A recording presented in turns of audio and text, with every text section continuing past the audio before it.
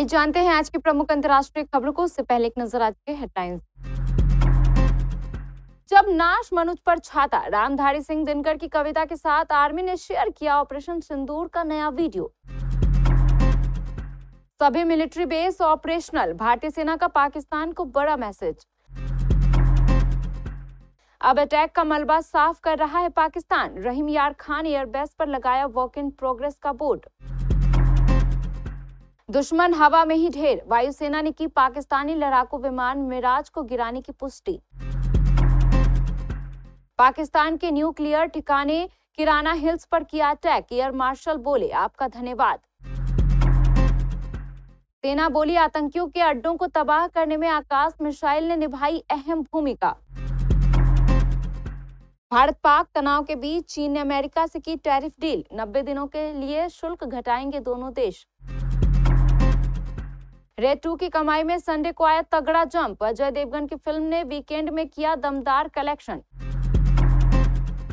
Acting छोड़ो इडली बेचो, जब पहली फिल्म हिट होने के बाद भी इस एक्टर से कही गई थी ये बात।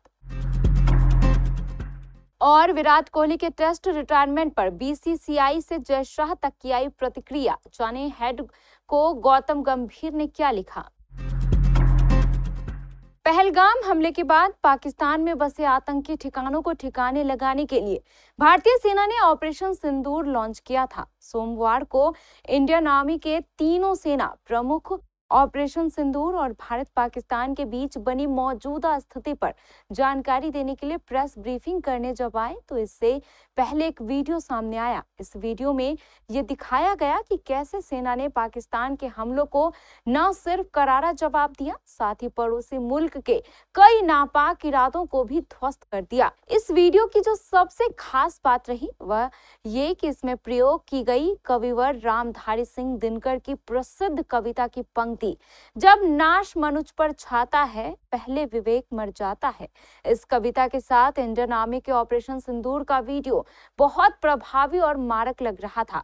यह कविता वीर और रौद्र रस में लिखी गई है और दिनकर की खंडकाव्य कृति रश्मिरथी में तब सामने आती है जब श्री कृष्ण शांति दूत बनकर हस्तिनापुर पहुंचते हैं और यह समझाने का प्रयास कर रहे होते हैं कि युद्ध किसी समस्या का हल नहीं है और शांति सर्वोपरि है। बीजेपी नेता आरपी सिंह ने कहा ऑपरेशन सिंदूर अभी खत्म नहीं हुआ है, अभी विराम है। उन्होंने अपना पक्ष रखा है, उन्होंने तथ्य प्रस्तुत किए हैं। भारत की एयर डिफेंस सिस्टम ने साबित कर दिया है कि वह अभेद है। पाकिस्तान ने अपनी तरफ से हमले की पूरी कोशिश की लेकिन वे असफल रहे। बीजेपी नेता रविंदर रैना ने कहा पाकिस्तान की सेना कायर सेना है। जब सीमा पर हालात गर्म थे तब पाकिस्तान की सेना ने हमारे शहरी इलाकों गांव को निशाना बनाया और पुंछ में हमने देखा कि पाकिस्तान की ओर से की गई गोलीबारी में आम लोगों को निशाना बनाया गया। गुरुद्वारों में अरदास करने वाले ग्रंथी, मस्जिदों के मौलवी, आम लोगों को निशाना बनाया गया। पाकिस्तान ने मानवता का कत्ल किया। पाकिस्तान के महत्वपूर्ण सैन्य प्रतिष्ठान रहीम यार खान एयरबेस अब काम नहीं कर पा रहा है। भारत की ओर से किए गए जवाबी हमले ने इस एयरपोर्ट के रनवे को तहस नहस कर दिया है। इस एयरबेस को एक सप्ताह के लिए नॉन ऑपरेशनल घोषित कर दिया है। पाकिस्तान ने इस बाबत नोटिस टू एयरमैन जारी किया है। ये notice Pakistan civil aviation authority ने शनिवार शाम को जारी किया है। ये नोटम 10 मई को पाकिस्तानी समय के अनुसार 4 बजे शाम से प्रभावी हो गए हैं और 18 मई 5 बजे तक प्रभावी रहेंगे, यानी कि इतने समय तक रहीम यार खान नूरबेश काम नहीं करेगा। पाकिस्तान सिविल एविएशन अथॉरिटी ने कहा कि बंद करने का कारण वर्क इन प्रोग्रेस है, लेकिन पाकिस्तान ने शातिराना चालाकी करते हुए ये नहीं बताया है कि वो जंग जैसे इतने अहम समय में अपने सैन्य हवाई अड्डे पर क्या काम कर रहा है। नोटम में कहा गया है कि फिलहाल ये एयरबेस उड़ान के लिए संचालित नहीं होगा। भारत ने सोमवार को पुष्टि की कि ऑपरेशन सिंदूर के दौरान एक पाकिस्तानी मिराज लड़ाकू विमान मार गिराया गया। भारतीय सेना की ओर से साझा किए गए एक वीडियो में उसका मलबा देखा जा सकता है। नई दिल्ली में आज भी एक प्रेस कॉन्फ्रेंस में भारतीय सेना, वायुसेना और नौसेना के वरिष्ठ अधिकारियों ने ऑपरेशन सिंदूर की पूरी जानकारी दी। मीडिया ब्रीफिंग में DGMO lieutenant general Rajiv Ghai, vice marshal AK Bharti और DGNO vice admiral AN Pramod मौजूद थे।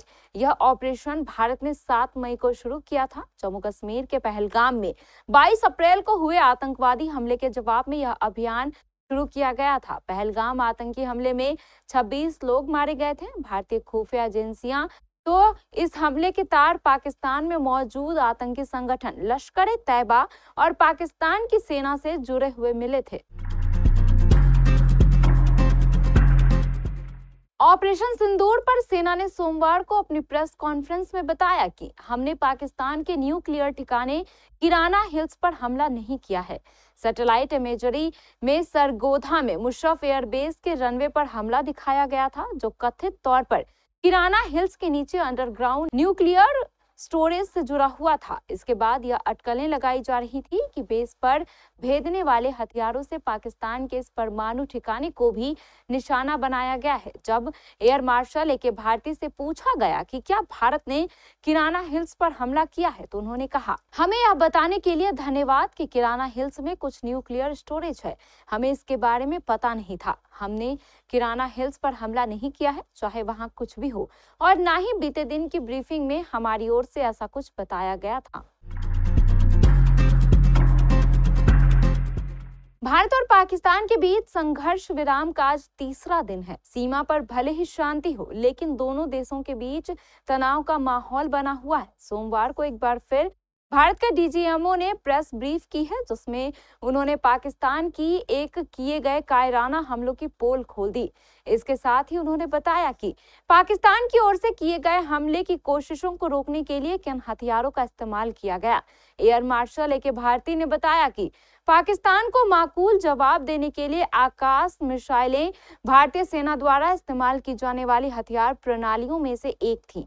इस पूरे घटनाक्रम में एक और मुख्य आकर्षक आकाश प्रणाली जैसे स्वदेशी वायु रक्षा हथियारों का शानदार प्रदर्शन था। हमारी लड़ाई आतंकी ढांचे और आतंकवादियों के खिलाफ थी, लेकिन पाक सेना ने आतंकवादियों का समर्थन करना चुना और संघर्ष को बढ़ाया। अमेरिका और चीन इस बात पर सहमत हुए हैं कि वे 90 दिनों की शुरुआती अवधि के लिए अपने पहले से घोषित पारस्परिक शुल्क और जवाबी शुल्क वापस ले लेंगे। इस बीच चीन अमेरिकी वस्तुओं पर 10% शुल्क लगाएगा और अमेरिका चीनी वस्तुओं पर लगभग 30% तक शुल्क वसूलेगा। सोमवार को एक संयुक्त बयान के अनुसार वैश्विक अर्थव्यवस्था के लिए उनके द्विपक्षीय आर्थिक और व्यापार संबंधों के महत्व को पहचानते हुए अमेरिका और चीन के बीच सहमति बनी। दोनों देशों ने एक अस्थायी, दीर्घकालिक और पारस्परिक रूप लाभकारी आर्थिक और व्यापार संबंधों के महत्व को पहचाना। दोनों देशों ने अपनी हालिया चर्चाओं पर विचार किया और माना कि निरंतर चर्चाओं में उनके आर्थिक और व्यापार संबंधों में प्रत्येक पक्ष की चिंताओं को दूर करने की क्षमता है। आगे बढ़ते हुए दोनों देश आर्थिक और व्यापार संबंधों के बारे में चर्चा जारी रखने के लिए एक तंत्र स्थापित करेंगे। पहले हफ्ते में ही बॉक्स ऑफिस पर हिट साबित हो चुकी अजय देवगन की फिल्म रेड 2 अभी स्लो पड़ने के मूड में नहीं नजर आ रही। पिछले हफ्ते के वर्किंग डेज में भी ये फिल्म थिएटर्स में दमदार कमाई के साथ टिकी रही, जिसका नतीजा ये हुआ कि पहले हफ्ते में फिल्म एक सॉलिड कलेक्शन लेकर आई। शुक्रवार से रेड 2 का बॉक्स ऑफिस पर दूसरा हफ्ता भी दमदार कमाई के साथ शुरू हुआ। मगर देखने वाली बात ये थी कि भारत पाकिस्तान के बीच चल रही टेंशन के बीच ये रेड 2 थिएटर्स में कितनी भीड़ जुटा पाती है। अजय की फिल्म ने ये टेस्ट अच्छे नंबर्स के साथ पास कर लिया है और दूसरे वीकेंड में भी दमदार कमाई लेकर आई है। पहले हफ्ते में बॉक्स ऑफिस पर लगभग 99 करोड़ रुपए का कलेक्शन कर चुकी अजय देवगन की रेड 2 ने दूसरे हफ्ते भी दमदार शुरुआत की। शुक्रवार को फिल्म ने 5 करोड़ का कलेक्शन किया, जो लगभग गुरुवार की कमाई 5.33 करोड़ के बराबर था। शनिवार को रेड 2 ने 70% का शानदार जंप लिया और 8.5 करोड़ रुपए कमाए। सुनील शेट्टी ने बॉलीवुड में कई शानदार फिल्में दी हैं और अपनी दमदार एक्टिंग का लोहा मनवाया है। वे आज भी बॉलीवुड के मोस्ट फेवरेट एक्टर्स की लिस्ट में शामिल हैं। सुनील शेट्टी का एक्टिंग करियर काफी सफल रहा, लेकिन शुरुआती दौर में उन्हें काफी मुश्किलें भी झेलनी पड़ी थी। उनकी 2 फिल्में बंद हो गई थी, लेकिन जब उनकी पहली फिल्म बलवान रिलीज हुई, ये बॉक्स ऑफिस पर सुपर डुपर हिट रही। हालांकि तब भी कुछ लोगों ने सोचा कि वे एक खराब अभिनेता हैं और उन्हें अपने रेस्टोरेंट में इडली और वड़े बेचने चाहिए। इसका खुलासा खुद सुनील शेट्टी ने किया है। रेडियो नशा से बातचीत के दौरान सुनील शेट्टी ने अपनी 2 फिल्मों फौलाद और आरजू के बारे में बात की, जो कभी रिलीज नहीं हो पाई। दिग्गज अभिनेता ने कहा कि उन्होंने आरजू के लिए 60-65 दिनों तक शूटिंग की थी, लेकिन निर्देशक और निर्माताओं के बीच मतभेद हो गए थे, जिसके कारण ये फिल्म नहीं बन पाई। वहीं उनकी दूसरी फिल्म फौलाद के डायरेक्टर डेविड धवन को उनकी न्यू कमर इमेज बारे में चिंता थी और इसलिए इस प्रोजेक्ट को छोड़ दिया गया। भारतीय टीम के नियमित कप्तान रोहित शर्मा के टेस्ट से संन्यास के बाद अचानक विराट कोहली ने भी टेस्ट छोड़ने का फैसला कर लिया। टेस्ट क्रिकेट से विराट कोहली के संन्यास को एक युग का अंत करार देते हुए क्रिकेट समुदाय ने इस महान बल्लेबाज की तारीफों के पुल बांधे हैं। 36 वर्ष के कोहली ने 123 मैचों में 46.85 की औसत से 30 शतक समेत 9,230 रन बनाने के बाद टेस्ट क्रिकेट को अलविदा कह दिया। वह टी20 क्रिकेट से पहले ही विदा ले चुके हैं। BCCI, ICC chairman Jay Shah से लेकर हेड कोच गौतम गंभीर तक की प्रतिक्रिया सामने आई है। बीसीसीआई ने एक्स पर एक पोस्ट में लिखा, टेस्ट क्रिकेट में एक युग का अंत, लेकिन उनकी विरासत हमेशा रहेगी। भारतीय टीम के पूर्व कप्तान विराट कोहली ने टेस्ट क्रिकेट को अलविदा कहा। उनका योगदान हमेशा याद रखा जाएगा। आईसीसी ने कहा, भारत के महान टेस्ट क्रिकेटरों में से एक विराट कोहली ने पारंपरिक प्रारूप से विदा ली। सफेद जर्सी नहीं पहनेंगे, लेकिन ताज बरकरार रहेगा। विराट कोहली ने अतुलनीय विरासत छोड़कर विदा ली।